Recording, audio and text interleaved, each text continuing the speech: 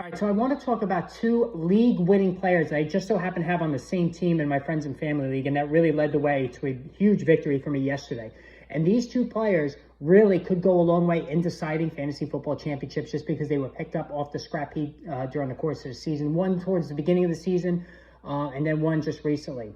Now, if you're new to the channel, hit that subscribe button if you haven't done so already. I'm talking about first Bucky Irving. It took a while, Bucky Irving truthers, myself included, but he is finally putting Rashad White firmly in the rearview mirror. He comes off his best game of the season, running back 2 behind Saquon Barkley, 27 fantasy points against the Giants, 12 carries for 87 yards and a score, 6 catches for 64 yards. He really should have had another touchdown, but Sean Tucker came in and took a goal line carry. He later fumbled, so hopefully that fiasco is done with. But again, it's only been a matter of time because we know how terrible a runner Rashad White is, but he's a good receiver at the backfield, so that's why he's been still remaining the starter. But Bucky Irving is just as good of a receiver, and he is much more explosive. And now, if you take a look at it, going back to week 6, Bucky Irving has put forth 15 or more fantasy points in 4 of those 5 games. He went for 18, 16, 15, 6, and 17. So those are his last 4 games. Just unbelievable numbers. He scored 3 touchdowns.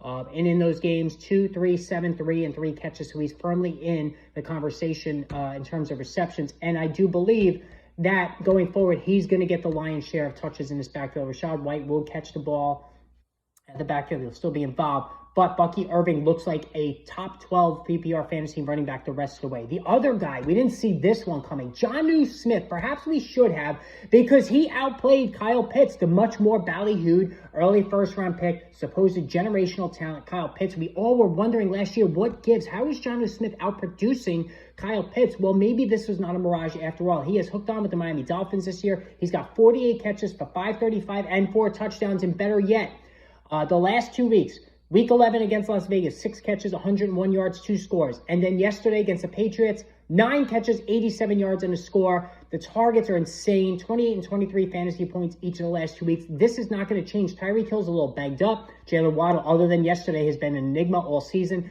Jonnu Smith, he lost some weight. He looks fast. He looks like a wide receiver in a tight end's body. This has some legs to it. If you're a Sam Laporta owner, and this is why I have Jonnu Smith, because I am a Sam Laporta owner in this league, I am playing Jonnu Smith the rest of the way. There is no question about it, and these two guys are league winners for sure. Post in the comments. Let me know what you think. Hit that subscribe button.